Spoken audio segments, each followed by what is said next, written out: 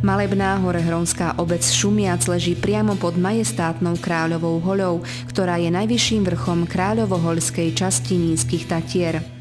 Z obce vedie účelová cesta až k televíznemu vysielaču na jej vrchole. Šumiac vznikol ako poddánska dedina hradného pánstva Muráň v 15. storočí.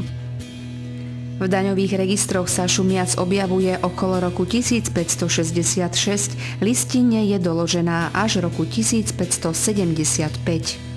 Pôvodní obyvatelia boli Rusíni, staroverci v 17. storočí už úplne poslovenčení.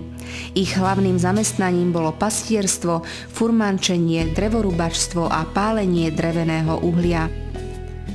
Počas Slovenského národného povstania sa obyvateľstvo Šumiaca aktívne zapojilo do odboja, za čo bolo obci udelené vysoké vyznamenanie Rad Červenej hviezdy. Dominantou obce je barokovo-klasicistický grécko-katolícky kostol z roku 1775.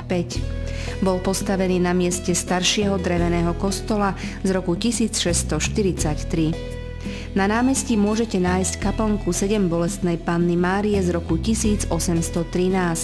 V časti Červená skala sa nachádza rímskokatolícky kostol Na nebo vstúpenia Pána.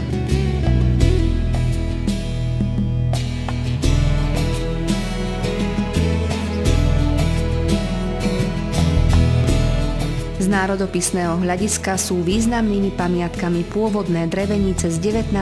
a začiatku 20. storočia.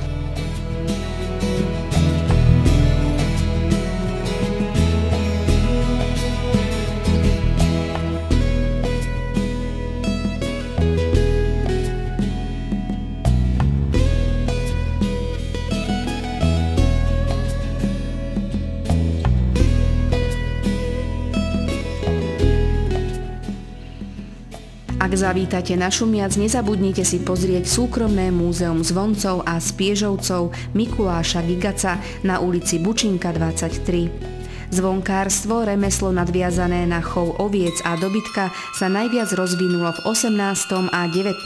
storočí. Patrilo medzi domáce remeslá a venovali sa mu niektorí kováči a zručnejší pastieri počas zimy. Obec Šumiac je známa svojím folklórom, zvykmi, krojmi, výšivkami a piesňami. Pôsobí tu folklórny súbor Šumiačan a detský súbor Šumiačaní.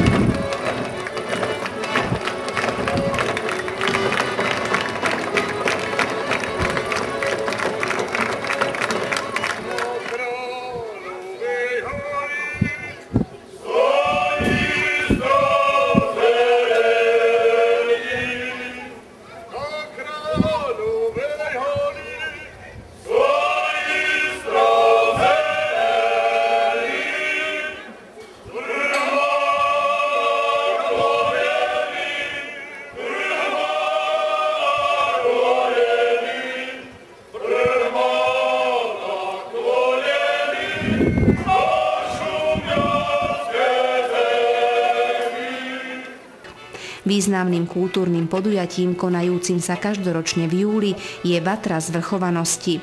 Je prehliadkou ľudových zvykov, piesní a tancov Horehronia a aj iných slovenských regiónov.